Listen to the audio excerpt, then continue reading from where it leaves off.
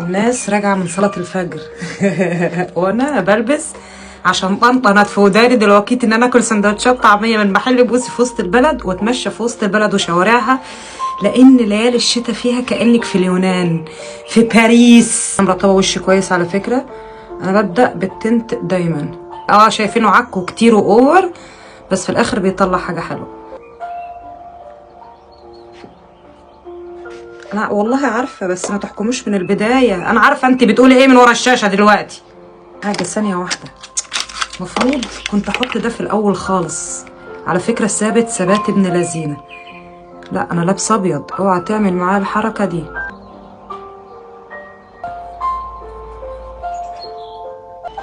بروج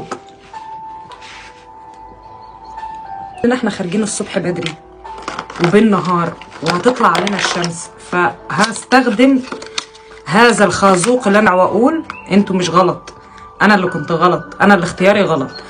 هذا الخازوق هنحط حاجات خفيفه بس قال لك حاجات خفيفه.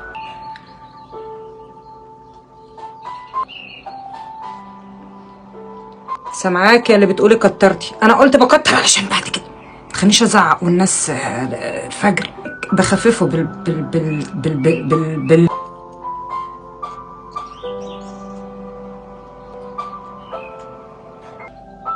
الافكت بتاعه حلو والله. لسه بفوق وبشرب القهوه والله، بس قلت انتهز الفرصه لان الوقت ده بتبقى وسط البلد فاضيه، فكانك فعلا في البلد لوحدك. تحفه تحفه. ابو التراتير ابو التراتير، مهما حطيتي منه مش هيبان ان هو اوفر، بيدي لمعه خفيفه اهي.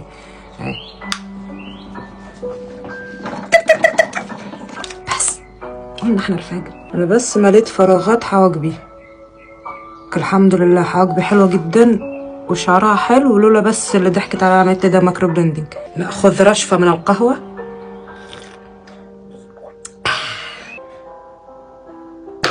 الاضرار بسيطه، كل ده ينشف وهنسويه. بحبها قوي المسكره دي. اتفضلوا اتفضلوا. عيب شجلان بقى، دي عيبها، ده انا بحسس عليه. يخرب بيت الجمدان.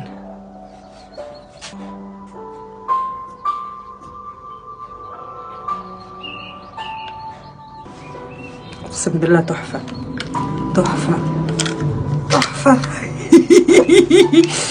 تبا ليه؟ خساره شويه اللي طلعوا في الهوا دول. تحفه.